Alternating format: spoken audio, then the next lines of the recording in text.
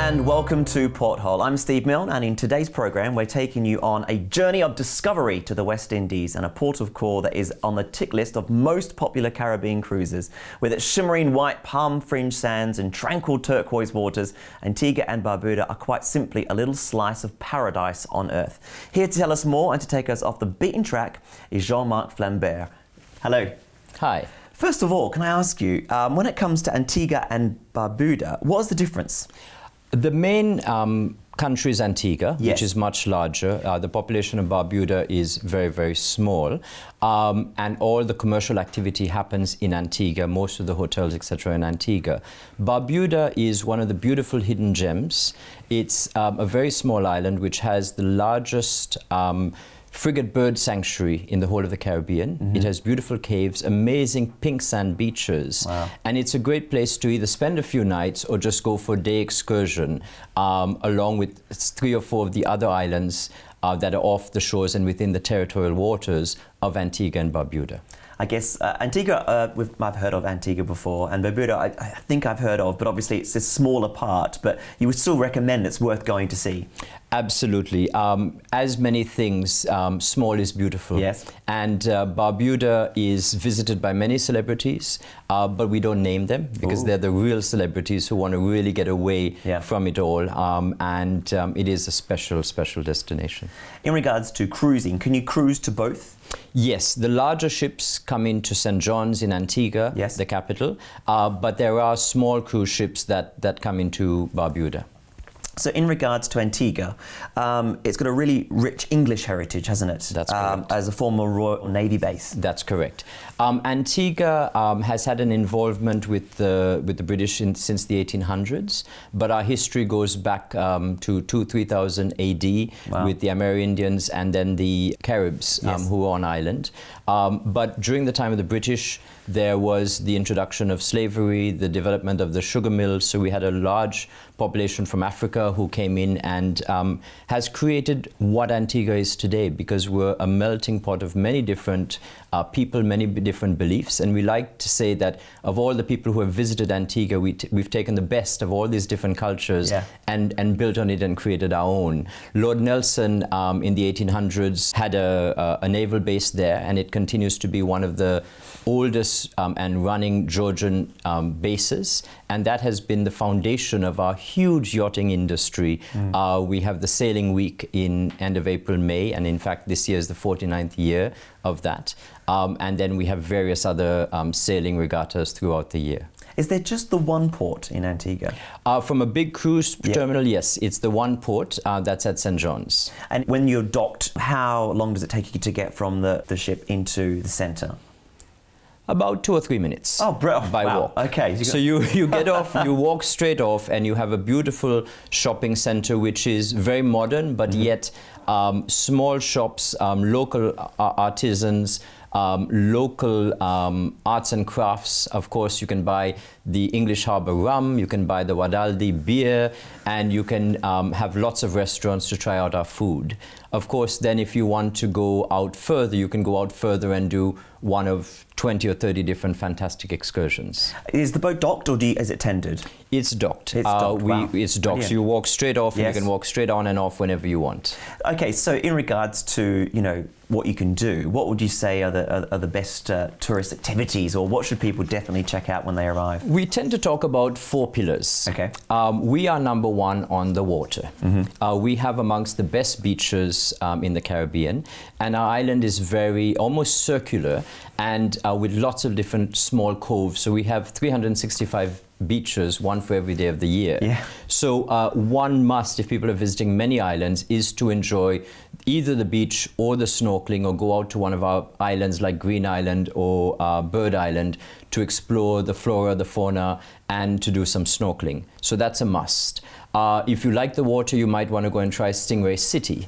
Wow. And that's where What's you that? learn the Stingray Shuffle. Yes. Where you have to just move your feet without lifting them on the ground, kind of like in this kind of motion. And the reason is when you go out into the middle of the ocean and you're swimming with these stingray, you don't want to step on them or on their barb, because that would be quite dangerous. Of course. And it's beautiful because you go out about 15 minutes by boat and you get off the boat into the water and you're only waist deep. Yeah. I took my children recently, who were at the time 4 and 7, and they loved it. So it's a great excursion for the family. If you don't know how to swim, then get on Seascapes, the glass bottom boat ride, which looks more like something out of Star Trek. Yeah. And it whizzes above the water, and then it stops, and everyone gets inside, and you sit around and you look through this glass bottom while sipping your rum punch. Fantastic. And you watch the marine life still remaining dry. Or you can whiz around in one of our many really fast speedboats to do a circumnavigation of the island. Not many islands in the Caribbean, you can go all the way around. Now that's just talking about our water base. Yeah. Then you get onto the land. Yes. Whether you want to be on a buggy, on a four-wheel drive vehicle, whether you want to go cycling, because we have huge cycling, we have huge hiking, and join the Antiguans to go hiking through the hills and the mountains. You can go zip lining, and so those are some of the land-based activities. Then there's the food and drink. There's the fungi, which is kind of like polenta, the Italian polenta. It's okay. a okra and dish, yes, and with salt fish and various all fresh lobster. Well, the seafood must be amazing. It's absolutely amazing. A lot of the lobster comes from Barbuda, and they're just absolutely wonderful and really, really cheap. And we have, 30, 40 fantastic beachside restaurants and cafes that you could just enjoy. And then there's the historical side. You could go to the museum, you could learn about the end of slavery, you could learn about the sugar mills, because we have sugar mills dotted all over the island. You could go to Betty's Hope, which has a beautiful story. It was a former sugar mill and sugar plantation. And you could go to Nelson's Dockyard, up to Shirley's Heights. So depending on what you want, you can have it. But the important thing is, before getting onto that cruise ship, decide what you want to do on each island so you don't miss the best of each island. I guess it depends on what you're wanting to do, whether it's with children, whether it's elderly people, whether it's with your partner. But it sounds to me, with 365 beaches, there must be a beach for everyone, whether it's absolutely whether you want to sunbathe or, like you mentioned, go out in the water. What's the temperature of the water like? It's warm all through the year. We're talking about temperatures on land of, a cold day would be 24 degrees. On a rubbish day. And it goes up to 40. So the water is always very, very warm, but still refreshing, because the outside temperature is so cold, so warm. So warm. I mean, it really is like a postcard everywhere you look, isn't it? It's just that every beach has the most beautiful colour, and the sand beaches, it just looks like something out of a commercial for a lotto ad or something, isn't it? It's just incredibly impressive. And I guess there's a mixture of people. The people that come to Antigua must be a whole variety. Is it a mixture of families and people on honeymoons, and what type of people arrive? As you say, it's an entire mix. Yes. I mean, I think people who want beaches, who want to explore the water, choose Antigua over many other destinations, not only in the Caribbean but across the world. But people also choose it because they come to discover our island life. We're very laid back. We like playing dominoes. We like, at the end of the day, to go and sit on the side of the road or watch the sunset, having a Guadaldi beer. We like our parties. So every Sunday we have at Shirley's Heights a barbecue and party, which 90% of the people there are Antigans. Wow. Or on Friday you can go to Copper and Lumber to the fish fry to really enjoy. So we party, we play cricket well, and you would have seen the West Indies cricketers, their flamboyance, the way we like to meet people and have fun. And that is taken across all our people. And so a lot of people, whoever they are, children, adults, retirees, etc., come to meet and interact with the Antiguan people. Sound very welcoming. It sounds like the locals obviously like to interact with the tourists, which is fantastic. So the population of Antigua, is there many people living there permanently? Yes, so there's about 90,000 people. Okay. And of course, we receive almost 600,000 a year in tourism, of which 400,000 are from cruise ships. We have a lot of people coming in on small private yachts, and it's glorious to watch. Even if you're not into yachting, going down during one of the tournaments or regattas, it's beautiful to see the boats. And I've gone on one boat and said, how much is it to charter that for the week? And it's 300,000, 400,000 pounds for the week. It's a different world. Wow. That's but incredible. Then I just go back to my $1 or $2 Guadaldi beer and sit on the pier, and I feel as rich as them because I have the whole island to enjoy, and because I have the people to have fun with. Well, it's the same view, isn't it? It's the same beaches that you can look at as well, whether you're on a bigger boat or a smaller boat. Exactly. In regards to who comes to the island, is it Americans, English? What's the mixture of tourists that arrive? Being a former British colony, we have a very strong affinity. We have hundreds of British people who own homes and come in, and that has developed the tourism industry. About of the 200 overnight stays, we have almost 50% come from Europe. The balance come from the USA, Canada, and of course our Caribbean islands. Yeah. The beauty of Antigua is that we have probably the most modern and best airport in the Caribbean at the moment, which was opened last year. We're also home to Liat, which is the regional airline, and it based in Antigua. So once you come in, getting out to all the different islands to do an excursion or do a visit is wonderful. What people love is the fact that they could come into Antigua, go across to Barbuda for the day, spend a day on Green Island, maybe stay at Jumbie Bay, which is a private island and a beautiful resort. So suddenly you visited 4 islands, 4 different experiences, but it's one passport, one immigration, and you didn't have to waste time in international airports. Those who do want to go out and do 2 or 3 different countries, they come into Antigua, visit 2 or 3 different countries and come back. A very popular thing is the helicopter ride for 2 hours to Montserrat to see the east side of Montserrat, which was of course devastated by the volcano. And that also is very popular. Sounds to me like it is a relatively small island, isn't it? But it is. There's a lot to take in, there's a lot to see, there's a lot to do. And it's for everyone's taste and budget, you know, for everyone. Yes, definitely. We have a whole range of hotels. We have the larger Jolly Beach or the Hawksbill or the Veranda, which are large resorts, all-inclusive for somebody with a budget conscious but wants all the facilities, amenities. And then at the higher end, we have resorts like Jumbie Bay or Hermitage or Carlisle Bay for the more affluent who really want something special. And then we have a lot of wonderful B&Bs, little guest houses that people who just want to be with the owner, live in the same place, eat at the same breakfast table, and then go out and explore, living like a local. Bit more low-key, bit more in with the locals. Which is brilliant.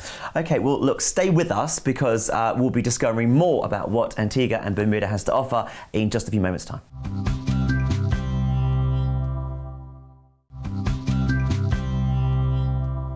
Welcome back to Porthole, the programme where we delve into the heart of the most popular cruise ports. And today we're getting a taste for the Caribbean in Antigua and Barbuda. Jean-Marc Flambert is still with me and we are discussing all that can be done on the island. And it's amazing because there's so much to do. I believe there's a lot that can happen throughout the year, is that right? That's correct. A lot of people visit Antigua and Barbuda in our European winter because we're trying to get away from the awful weather here.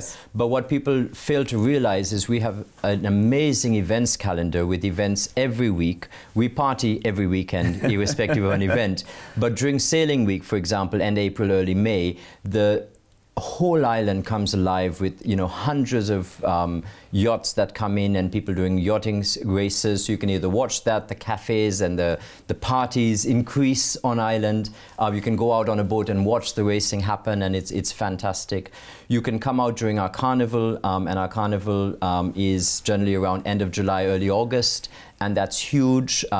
It's 1 or 2 months of preparation going into that, so you can go in, get involved with the costumes, understand what inspires the costume making, etc. And you can even get into a costume if you come early enough. What kind of costumes do people get into? They're huge. You can get into something very simple, and it might just be a t-shirt and something fancy on the bottom. Or if you feel you have the physique, you can wear more of a bikini or completely bare-chested top. As flamboyant as you want. As flamboyant as you want, and it can be the size of you, or it could be 10 feet bigger than you, if that's what you want.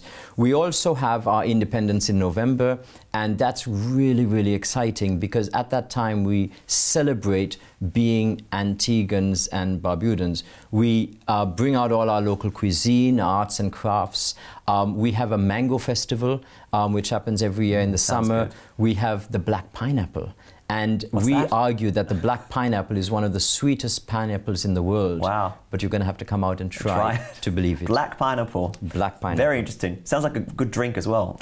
Oh, yes. Anything with a bit of English harbour in it is fantastic. In regards to excursions, when the boats arrive, there's obviously a lot to do. What kind of excursions can people expect? Generally, people would choose to do a water-based excursion or to do a land-based excursion. If they're doing water, they might just get on a boat and whiz around and do a high-speed or a slow catamaran. Most of those will stop off at a deserted island for a barbecue lunch. Amazing, and they'll all serve rum cocktails.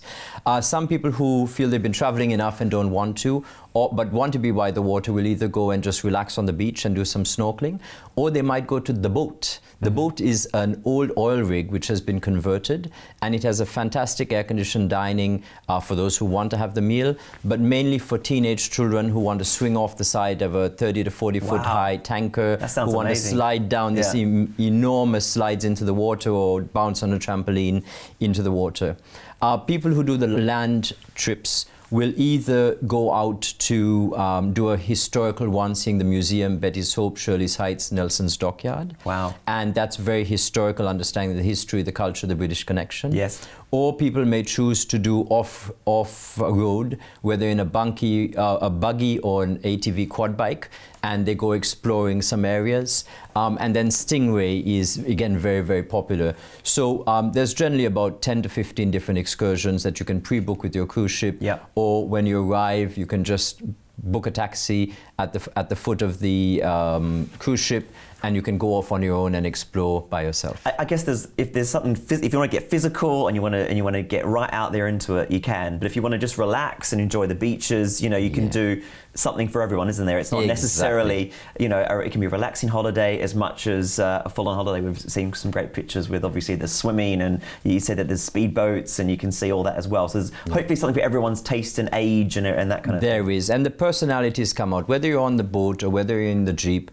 you get to know an Antiguan, whether it's the driver or the boat captain, listen to them, listen to their stories. And I think that's the key thing. Don't sit out on the side of the dock and get free Wi-Fi and enjoy that and catch up with the world. No. You've come to Antigua, come and explore. Explore it, come and experience our island life, come and get to know us. And in regards to currency, how does it work in regards to payment? We have the Eastern Caribbean dollar, the EC dollar, which is used widely in the Caribbean. It's pegged to the US dollar at about 2.7 EC dollars to the US dollar. Okay. You need US dollars, it's a lot more, and you can either use US dollars or pay by EC. If you're there just for the day, you might as well just keep it in dollars, and all prices are marked in US dollars and EC, so you can. So it's easy to give an eye what's going on. What about languages? What language is spoken? We all speak English in Antigua. Yeah, so it should be nice and easy. Absolutely. And if someone was arriving and they didn't have a lot of time, maybe they were just there for for the day, what do you think someone would have to do to experience Antigua in the best way? Is there one thing you'd say you mustn't miss out on? A day you can get a lot done. Traveling across Antigua takes 40 minutes in whatever direction. The transport system is a hub and spoke, so it's one of the easier islands to move around. So you need to enjoy the beach. Yes. You need to have your Wadaldi beer in the morning so that you start warming up. You then need to go and experience Stingray City, and you must take in the views from Shirley's Heights. And by the end of the evening, just before you get back on the boat, you have some of our fungi, and you also have the English Harbour rum. And that would be my ideal day. You might need your own driver to do that, because that might be too much for an organized trip to do. Yes. But if you wanted to do the best of everything, that would be a sample. Sounds good. I like lots of rum in all of this. Oh, always, always. So in regards to sunshine, is it all year round? We are very blessed. We have sunshine, and even when we are welcomed by the liquid sunshine, a little bit of rain, it's okay, because it'll rain for 20 minutes, 30 minutes, and then the sun comes back up. As I said, the coldest time of the year is around 24, 25 degrees. You do have at times in the later parts of the summer, July till about September, October, you can have little bits of rain, but generally it's refreshing. It rains for 20 minutes, half an hour, a rainbow appears, and the sun's back out again, and you're really happy by that stage because you want to be cooled down a bit. I've also been told about the fig tree drive. What's that all about? Antigua, when you go into the interior, suddenly becomes very hilly and mountainous. Yes. We always portray our beaches and our beautiful white sand beaches and the deep blue water, but actually we're a very hilly island. That area is where we have our zip line, and we have lots of flora and fauna. Yes. So it's a lovely place. There's some little market stalls where you can buy some fresh fruit. And if you go to one of those market stalls, you're probably going to only know about 50% of the fruit there. Wow. And so you can explore taste and just, you know, like somebody would go wine tasting, yes, you can go fruit tasting well, in Antigua. There's black pineapple, is that it? That's right, and the mangoes and the fresh banana, it's great. So what about other shopping? Can people shop when they're there? Yes, so as you get off the dock, there's a huge shopping complex. While it's a big complex, there are a few brands, but a lot of it is Antiguan run and Caribbean run small shops. So you can buy jewelry, you can buy diamonds, and you can buy food, drinks, cigars, dresses, beautiful art from the region. Our shopping experience there is fantastic. There's a lot of duty-free shopping. And of course, you want to take back some of our English harbour rum. I sound like an advert, I know, but our rum is great, and that's one of the key things that people often want to take back as a souvenir. And I mean, is it expensive in regards to, you know, spending money on the island? Shopping? Yeah. No, shopping is not. A, there's duty free. Yes. And B, because a lot of the things are from the region, you're buying local and supporting local economies. And that's what matters. I think a lot of people think, oh, let me go there and try to buy a big brand name that I could get in London. Well, actually, stay in London and buy those things. When you go out, buy something traditional.